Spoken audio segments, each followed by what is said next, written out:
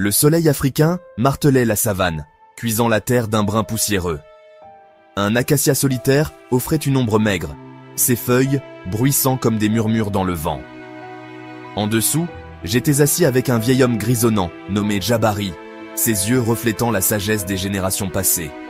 Il parlait de villes oubliées, englouties par le temps et la jungle. Ce n'étaient même pas les grandes pyramides d'Égypte, mais quelque chose de plus ancien, de plus étrange. Dispersées à travers le continent, se trouvaient les ruines de villes massives en pierre, leurs origines entourées de mystères. Qui étaient ces anciens architectes qui déplacèrent des pierres colossales avec une telle précision? Jabari pointa un doigt noueux vers l'horizon. Là, halta-t-il, se trouve le Grand Zimbabwe, une cité de pierre construite par des mains que le temps a oubliées. Ces paroles ont allumé un feu dans mon âme, une soif de connaissance. Rejoignez-moi, chers lecteurs, alors que nous nous embarquons pour un voyage au cœur de l'Afrique. Comme les explorateurs d'autrefois, nous cherchons des réponses dans les murmures du vent. L'histoire des cités de pierre d'Afrique est un récit qui ne demande qu'à être raconté. Abonnez-vous dès maintenant et ensemble, plongeons dans l'inconnu.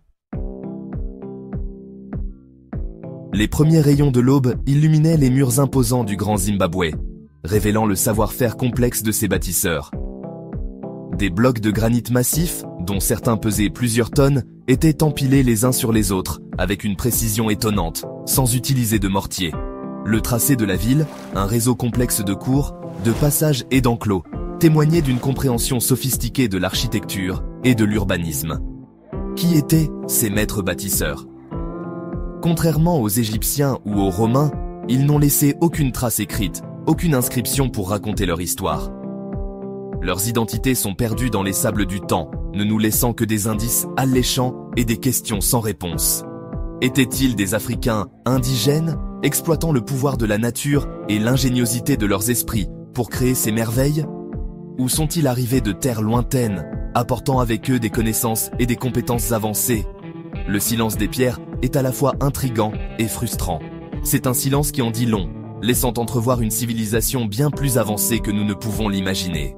Une civilisation qui maîtrisait l'art de la taille de la pierre, créant des structures qui ont résisté à l'épreuve du temps, leurs secrets enfermés dans leurs murs patinés. Alors que je me tenais au milieu des ruines du Grand Zimbabwe, j'ai ressenti un profond sentiment d'émerveillement et de perplexité.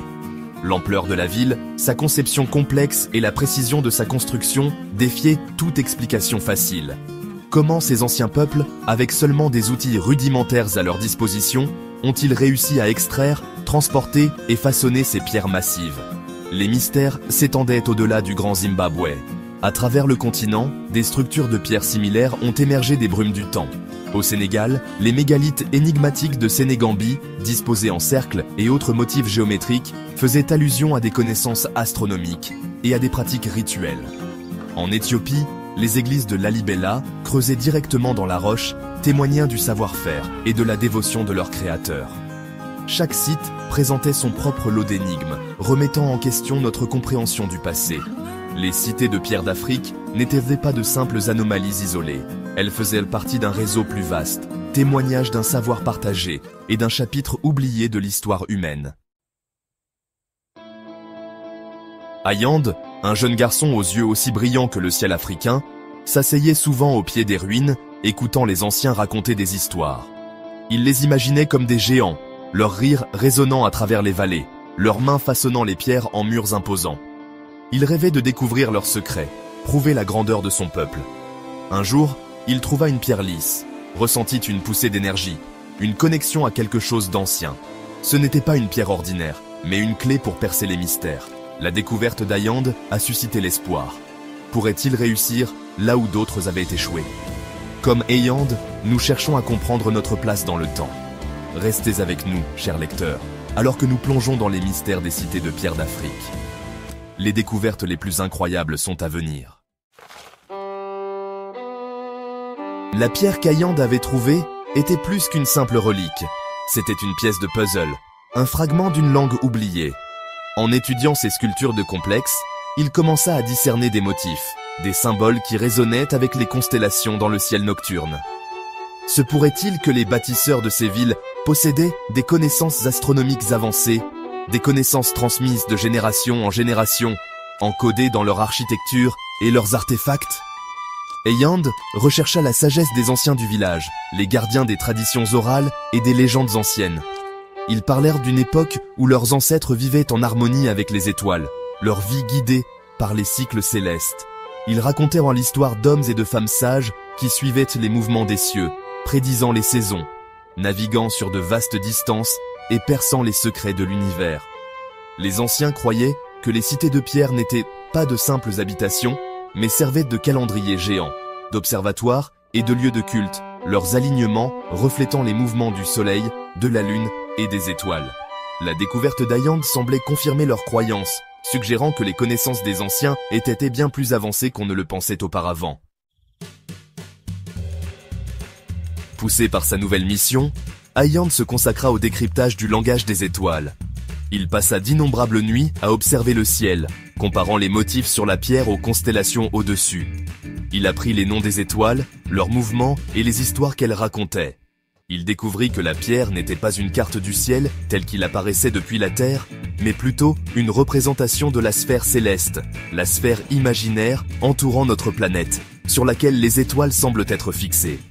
Cette prise de conscience fut profonde, car elle impliquait que les bâtisseurs de ces cités possédaient une compréhension sophistiquée de l'astronomie et des mathématiques, bien au-delà de ce qui leur était auparavant attribué. Le voyage d'Eyand ne s'est pas fait sans difficulté. Certains villageois ont rejeté ces découvertes comme de simples fantasmes, tandis que d'autres craignaient qu'il ne se mêle de forces dépassant sa compréhension. Mais Eyand a persisté, sa détermination alimentée par la conviction qu'il était sur le point de découvrir une vérité qui allait changer la façon dont le monde voyait son peuple et son histoire. N'hésitez pas à liker la vidéo si vous l'appréciez jusqu'à présent, cela nous aide beaucoup.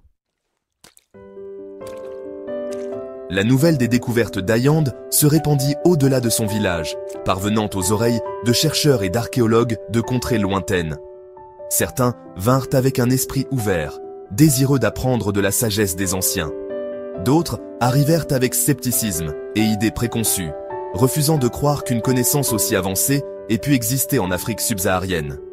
Parmi eux se trouvait le docteur Evelyn Beaumont, une archéologue renommée connue pour son travail révolutionnaire sur les civilisations anciennes. Intriguée par les découvertes d'Eyand, elle se rendit au village, espérant percer les mystères des cités de pierre et des peuples qui les avaient construites. Le docteur Beaumont a reconnu l'importance de la découverte d'Eyand, comprenant qu'elle remettait en question les fondements mêmes de l'histoire telle qu'elle était actuellement comprise. Ensemble, Eyand et le docteur Beaumont se sont lancés dans un voyage de découverte, combinant leurs perspectives et leur expertise unique.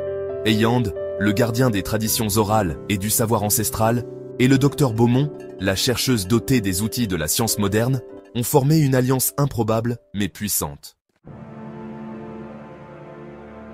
Alors qu'Eyand et le docteur Beaumont approfondissaient leurs recherches, ils découvrirent une multitude de preuves étayant la théorie selon laquelle les cités de pierre étaient en bien des observatoires astronomiques.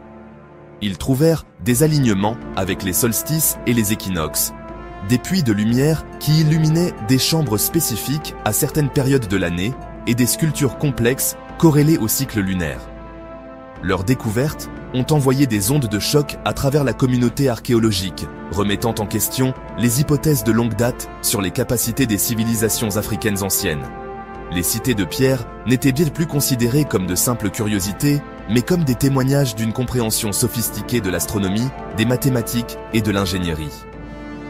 L'histoire d'Eyand et du docteur Beaumont témoigne du pouvoir de la collaboration, du rapprochement entre les connaissances traditionnelles et la science moderne.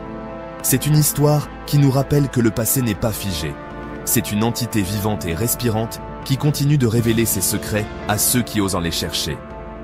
Avant de continuer, si vous aimez le contenu, n'oubliez pas de vous abonner à la chaîne. Le soleil entamait sa descente finale, projetant de longues ombres sur les ruines du Grand Zimbabwe. Eyand se tenait aux côtés du docteur Beaumont, contemplant le ciel étoilé. Les pierres autrefois silencieuses leur parlèrent maintenant, murmurant des récits d'un passé oublié, d'un peuple qui comprenait les rythmes du cosmos et sa place en son sein.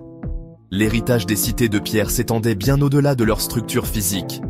C'était un héritage de savoir, d'ingéniosité et d'une profonde connexion avec le monde naturel.